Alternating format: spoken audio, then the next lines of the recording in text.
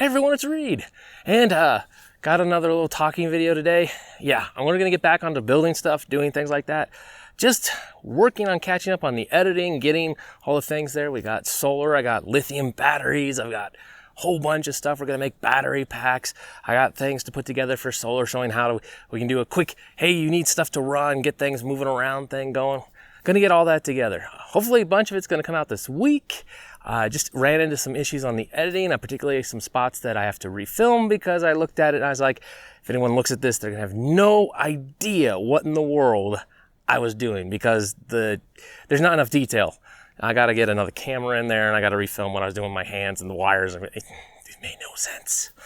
I knew what it was because I did it, but you guys, you'd watch it and be like, what in the world is this? So we're gonna get back to doing stuff, but you're gonna have to put up with me just yakking again. Sorry about that. And I am feeling quite a bit better after my little medical event. Don't worry, it wasn't serious or anything like that. If you're curious, go check the video up here, the little link and all that. Gotta reel the thumbnail, disappeared. YouTube strangeness. I got some funny videos planned and all that, but let's get back to today's topic. So, Anthony at Polymer Prepared released a nice, good video talking about discussions of things, issues we ran into, problems we had, and all that. Link up to the video. I highly recommend you go watch it. It was a good video, good talk, good discussion, going on about all sorts of important details, which is something I usually discuss all the time. But he had an interesting comment about there and was like, how dare you preppers take everything and don't leave anything for all of us. We need stuff too, you horrible, selfish, hideous people, blah, blah, blah. Well, it wasn't exactly that. The comment's still there on the video. You can go see what it is. And, you know, someone just pure outrage, caps lock, going at it. But it really shows one of the things we're going to run into is that preppers, as we saw in the mainstream and all that, they were saying, oh, it's all these preppers. They're the ones that cause all this stuff to disappear from the store shelves. It's all their fault. No, not at all. In fact, most of us preppers, we're like less than 1% of the population. We're tiny. And most of us, we try to be financially intelligent. We try to be careful and all that. So we go, okay, so I'm using this much of something. So every time I go to the store, I'm going to buy 2. And I'm going to stock up over years. That's what we do. We are stocking up over years. The real preppers and all that stuff, they're not going to go, oh gosh, it's the end of the world. Quick, use the credit cards, max them up and buy everything. No, not at all. Now, there were lots of interesting people busted that were profiteers. I'll put a link in the description so you can go check it out. Like this guy in New York, they got him with like 90-something thousand of the masks that people were desperately need. He like cornered the market in the area and bought them all. FBI raided the place and took everything. Yeah, they considered they didn't like that too much. Profiteers and price gougers, they were very, very aggressive. There were lots of people that were busted. There was that other article of the guy that was totally busted and they kicked off of eBay and Amazon for, hand sanitizer, bought like $12,000 worth of hand sanitizer or something. It was just ridiculous. And they got him. I'll dig up the link, put it in the description too if you haven't seen that. So by them blaming preppers, that's one of the things we're gonna have to be careful of. We're gonna be the scapegoats, okay? So we got all this stuff going on and all that. People are gonna go, hey, it's the preppers' fault. They got everything. When the mob is mad, they're gonna be coming to our houses. They're gonna be coming down to our paths, find out where we are. Hey, I heard there's this guy. He's down at the end of this cul-de-sac. He's got everything we need. Food, medicine, all the guns.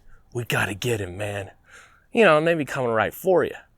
And this is where groups are important. They really are. Or you're gonna need a very good tactical plan, but you still gotta sleep, you still gotta eat, you still gotta go use the pot sometimes. Groups, really, really important. And unfortunately, the narrative, and it's sort of in the mainstream mind, people thinking preppers were the ones that were the fault of taking everything off the store shelves, even though it's not true. This is one of those things where a lot of things that are not true sticks in people's mind and they believe wrong information. Unfortunately, disinformation has a tendency to stick in people's minds very well. What do they call it? The madness of crowds. There's been all sorts of those rumors, things like that, where people go on. There's been cases where in villages and all that, they're like, oh, the rich Americans traveling to our area. What they are is they're going to secretly look. They're after children and they want their organs. And so they've had this belief that rich Americans were traveling around in some of these very poor areas looking for children to harvest their organs to extend their life. Yeah, it didn't make any sense, but it was a strange rumor and people believed it without any evidence. People believed it and people got killed. Yeah, pretty scary stuff, right? And it's something I always was aware of, what kind of strange rumors people believed about Americans when I was traveling internationally. Always careful on that sort of stuff. Also, I had a lot of other things to keep me safe when I did international travel. And if you guys are interested in international travel and like stuff I did and, what kind of things I did to make certain I stayed safe and didn't have any problems and everything like that, even though every trip I was out of the USA, always something crazy happened, let me know and we can go into some of that stuff. You can just leave a comment or something like that. Say, hey, Reed, I'd love to hear about some of this stuff. But this is the thing. I don't know why, and psychologists don't know why, and everything else. Why is it lies? Tick the brain off and people believe them and it just sticks in their head. And they don't follow the evidence to say, is this reasonable? It's like a lot of the stuff going on about masks and everything else saying, oh yeah, this is totally reasonable. This is the magical talisman that's going to keep you safe.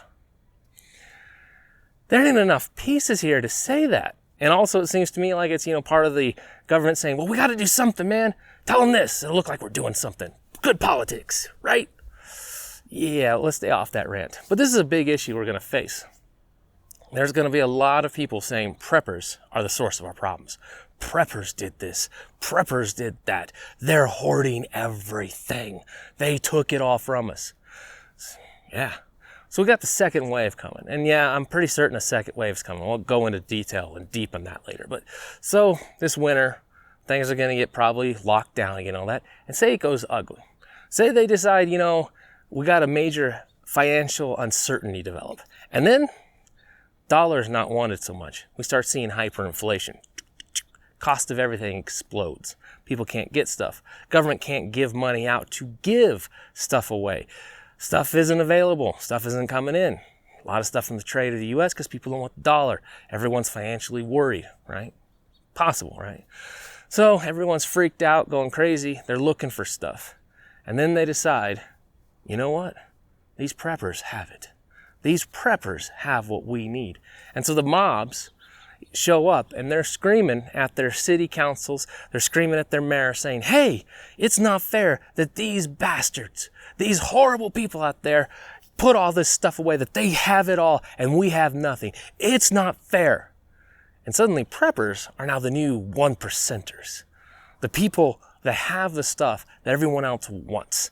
And then they order and say, we want the police to go to their house and take everything and give it to us. And a lot of politicians, I fear, in places are going to say, yes, we're going to do that. I'm ordering that to happen right now. Everyone shall have food and be wealthy and safe and medicine and everything will be good. These preppers, we'll put them in their place. Yeah, I'm concerned. I am concerned. I think it's very possible. Very, very possible that that could easily happen. And how do we fight this? What do we do? Well, there's not enough of us politically to get together and say no. There's not enough of us politically to get together and outvote this stuff. We don't have the numbers to do it, especially numbers concentrated in an area to do it. Fortunately, the way we're going to have to do this, we're going to have to persuade, force multipliers, learn them. Examine how the Koreans defended their businesses in the 1992 riots of LA. Very important thing. Learn why the weapons they chose were so effective at doing so. Very helpful. When you're facing a large mob, you need everything you can to help. It's very important. The other thing is you absolutely need people. We need other people together, congregate together, and then we can all be safe. So we can get a whole group together, get all our supplies together, get all our stuff together, and hold an area and hold a piece of land. When they're facing large-scale resistance, and they see that people are going to say, no, we're not just going to give it to you. There's consequences here. They might be a little more careful on trying to go after you. They might look in turn to go a softer target. So even though they're mad at you, angry, and everything else like that, you might be able to persuade them to go look somewhere else. It's kind of what we're going to probably have to play. The game we're going to have to deal with, the threat we are facing. And Anthony's video, that comment, was a real good example of this. It's been on my mind for quite a while. So I, saw that comment, might as well talk about it for a minute. So when you're thinking about what's going on and everything else like that, get groups together, get people. You guys need to start having plans, how to get together, set up tents, set up temporary shelters, set up everything like that, and how you're going to work together to grow food, get stuff going, take care of people, medicine, handle injuries and all that in defense. It's going to be really important, especially if things go absolutely crazy. Now, if nothing happens, that'd be a 2 thumbs up for me, and I'd really like that, where it's just a giant learning experience, rehearsal, run, and we get a lot of knowledge about working with everyone else and getting things moving. That'd be a big plus, because like I say, I don't know what's coming, but eventually the big one is going to hit, whatever it is. So take care, everyone. This is your thought for the day. Read out.